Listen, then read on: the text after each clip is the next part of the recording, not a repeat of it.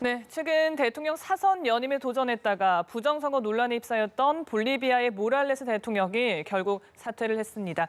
부당한 방법까지 써가며 19년 장기 집권을 꿈꿨지만 결국 국민의 저항에 무릎을 꿇었습니다. 보도국 연결해 짚어보겠습니다. 김지수 기자.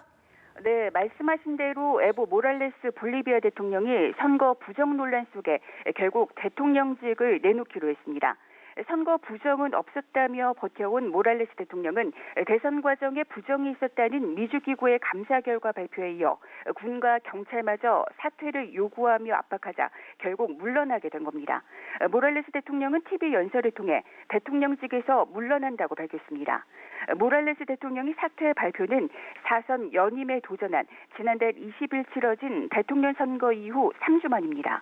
이번 선거에서 모랄레스 대통령은 40%를 득표하고 2위에 10%포인트 앞섰다며 결선 없이 자신의 승리를 선언했습니다. 하지만 석연치 않은 개표 과정을 놓고 부정선거 논란이 제기되며 3주째 시민들의 거센 저항에 부딪혔습니다. 야권은 곧바로 반발했고 국제사회도 우려를 나타내며 대선 결과 무효화나 결선 실시를 촉구했습니다. 모랄레스 대통령은 줄곧 부정 의혹을 일축했고 야권의 의혹 제기가 쿠데타 시도라고 비난했습니다. 예, 볼리비아에서는 지난달 대선 이후에 부정선거를 주장하는 반정부 시위가 격화했었는데요. 이 사퇴에 결정적이었던 건 결과가 조작됐다는 국제기구 감사 결과 때문인 것 같습니다.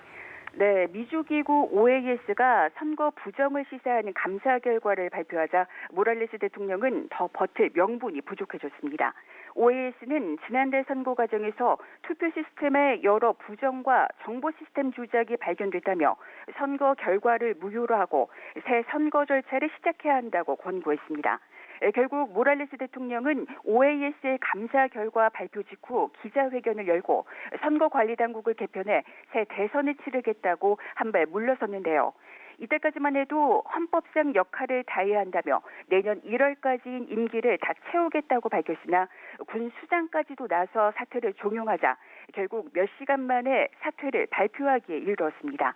게다가 주요 도시의 경찰들도 퇴진 요구에 동참한 것도 모랄레스 대통령을 상당히 압박한 것으로 보입니다. 지난 2006년 1월 볼리비아 첫 원주민 대통령으로 집권한 좌파 모랄레스 대통령은 이로써 거의 14년 만에 물러나게 됐습니다. 앞서 강요들도 줄사퇴 의사를 밝힌 상태라 당분간 볼리비아에서는 전국 혼란이 이어지게 됐습니다.